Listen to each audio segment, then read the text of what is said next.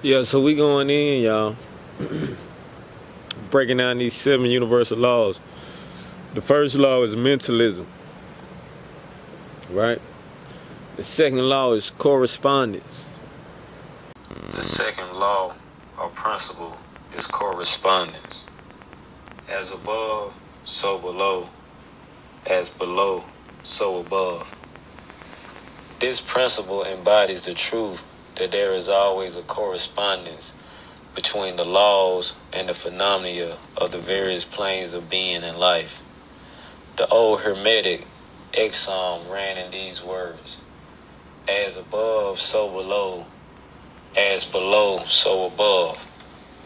And the grasping of this principle gives one the means of solving many a dark paradox and hidden secret of nature.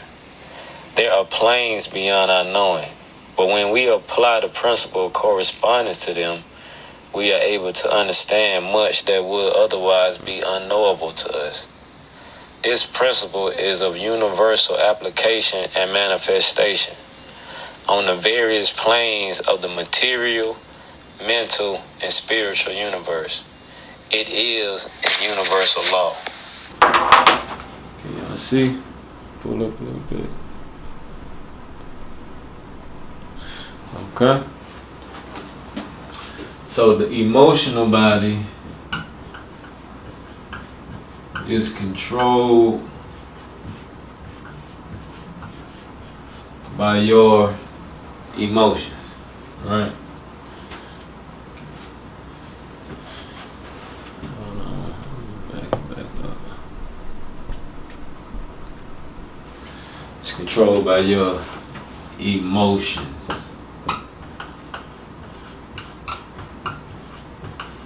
which is energy in motion, right? Now, like I say, you also have two minds because each body has its own mind, right? So the emotional body mind will be the solar plexus. And this mind is located, in your stomach, right? This is where all your emotions sit, in your stomach, right? Now, the solar plexus, emotional body, controls your lungs, liver,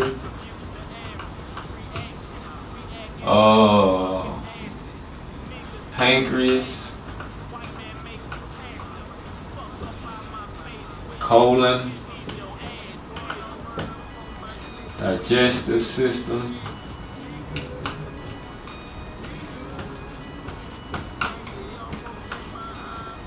heart, and etc.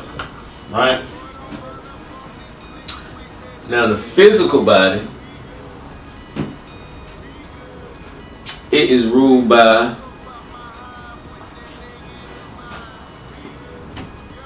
first of all, okay, so the emotional body rules the lungs, liver, pancreas, colon, digestive system, heart, and etc. These are all considered your feelings, right? These are the feelings.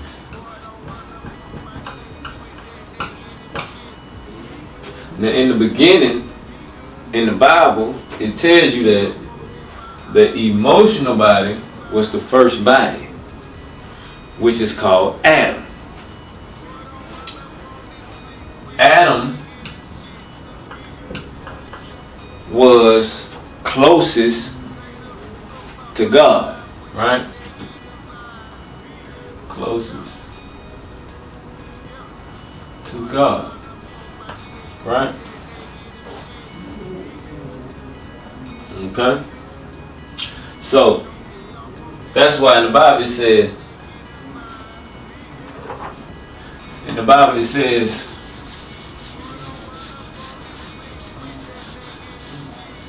as a man thinketh in his heart, so is he. However you feeling,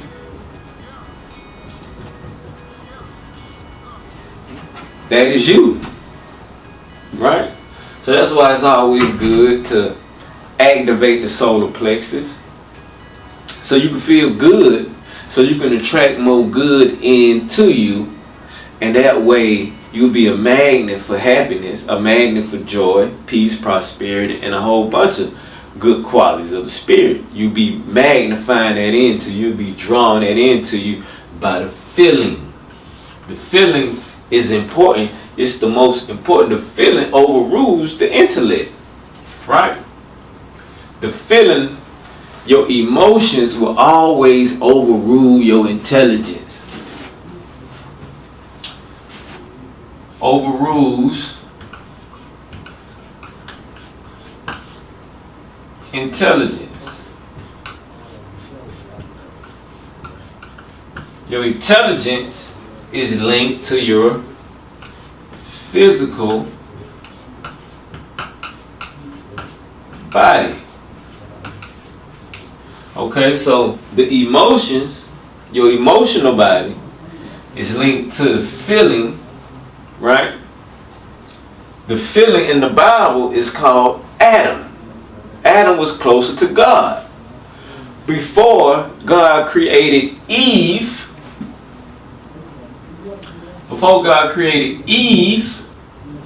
which is the physical body.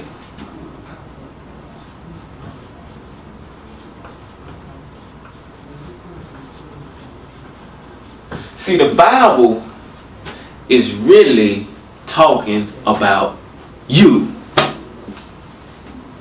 It is just using characters to describe what's going on inside of you. That's it. See, but we begin to water down version when we go to church. We thinking that Adam and Eve is separate and all the other characters, Jesus, is separate from us. Jesus Christ, the Christ, was not only born in Galilee. The Christ is born at Grady Hospital too. Every day, the Christ is born at Grady Hospital.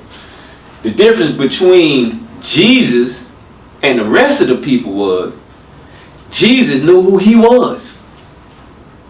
A lot of us don't know who we are, right? Even though in the first page of the Bible it says God created man in the image of him. Him created male and female, right? Male and female would be the intelligence and the emotions, right? So let's break this down. So the feeling always overrules the intelligence. That's why it's hard to break habits, because these habits have become your emotions, right? It takes an intelligent effort to create new emotional habits, right? It takes an intelligence to create new habits.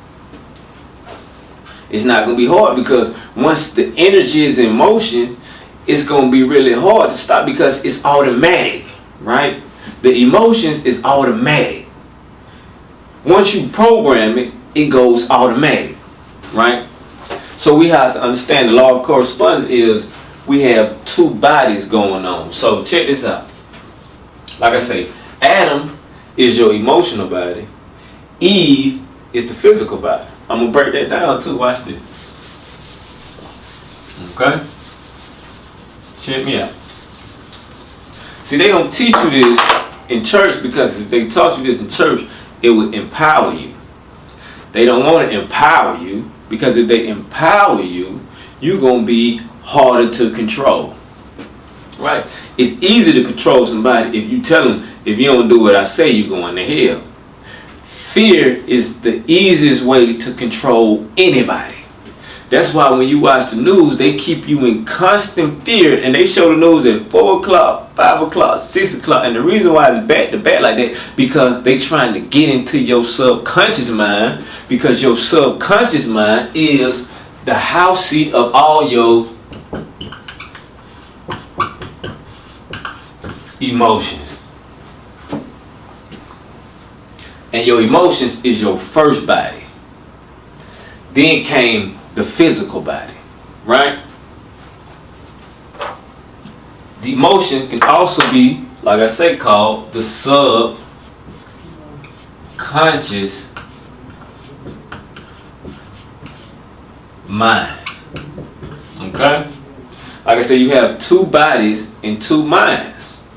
You have a conscious mind, which is right now you are conscious of me, right?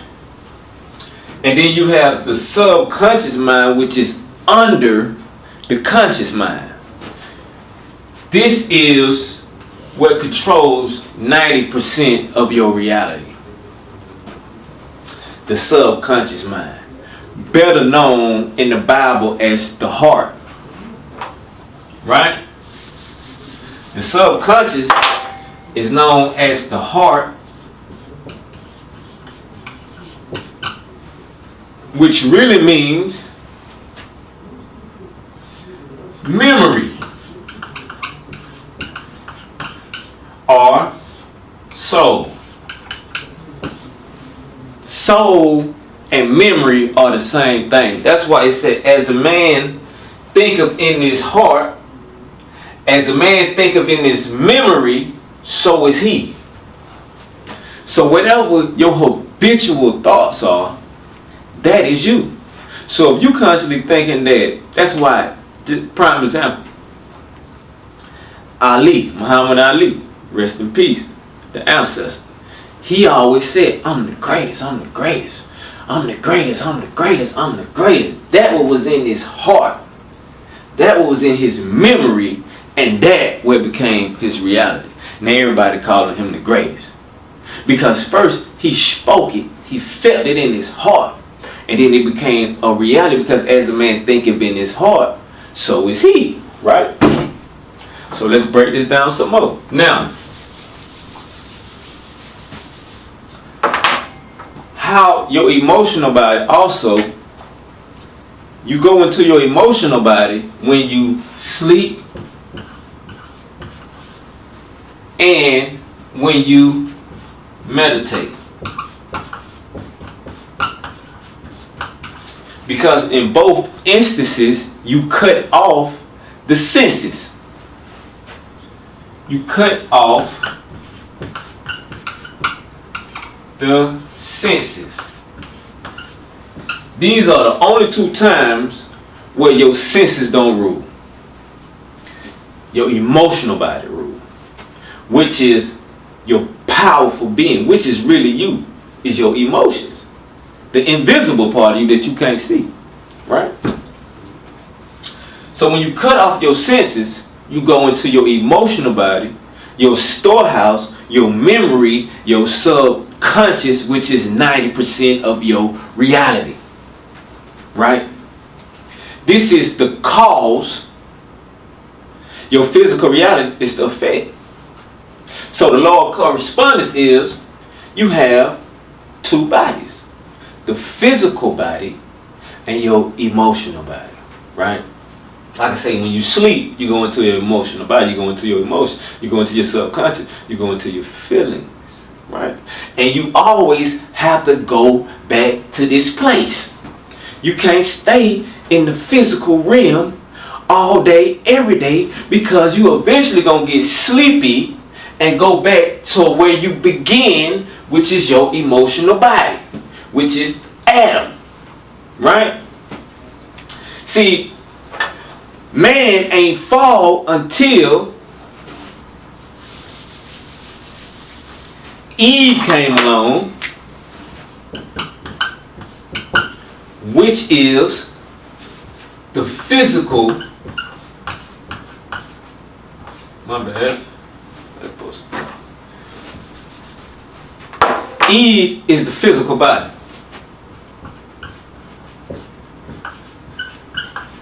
And your physical body is dominated by what? Your senses.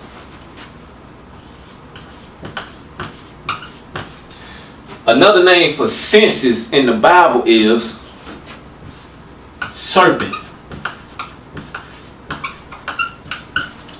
The serpent is what fooled Eve.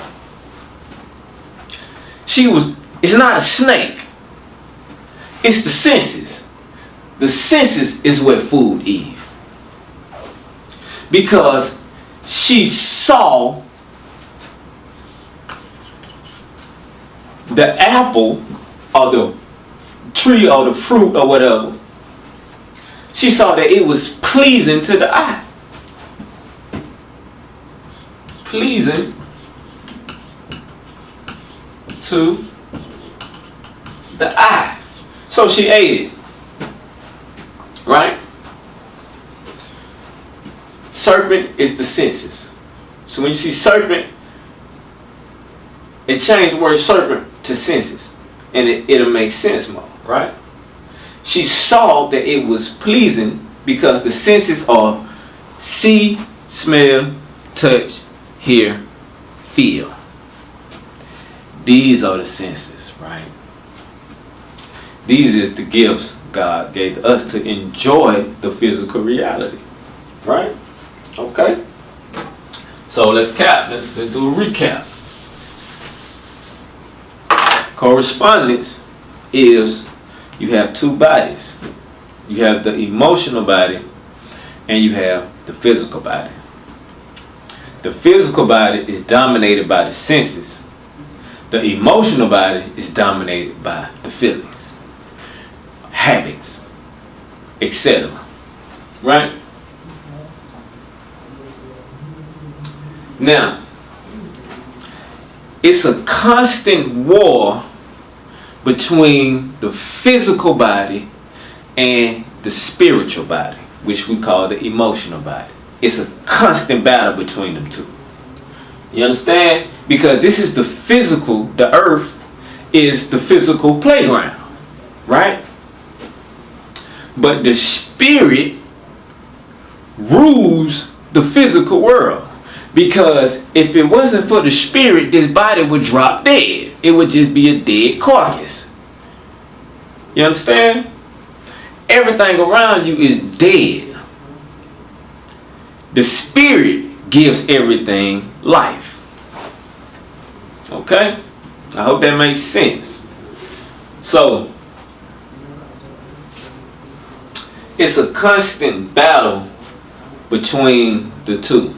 And this is in the scriptures where it says in Galatians 5 verses 16 through 26, it says, "But I say, walk by the Spirit, and you will not gratify the desires of the flesh.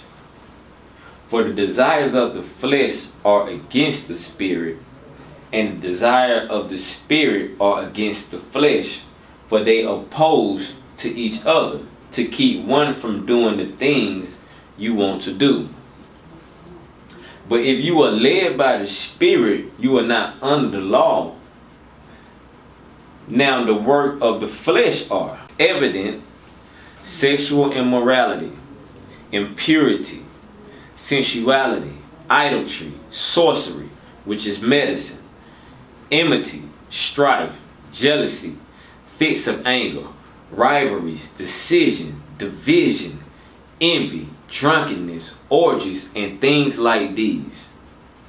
I warn you, as I warned you before, that those who do such things will not inherit the kingdom of God.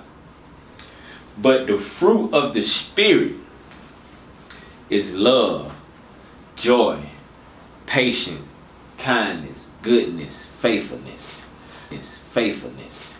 Now all the fruits of the Spirit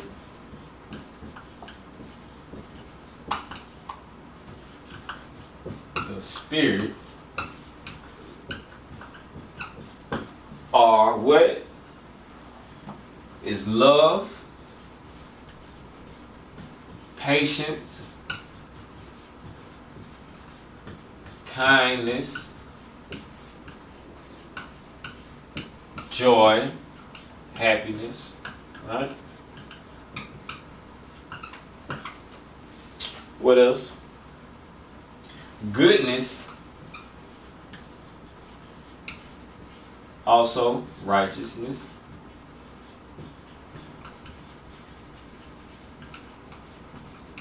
And faithfulness. These are all the fruits of the Spirit. Then the fruits of the flesh is what I just named. The fruits of the flesh is sexual immorality.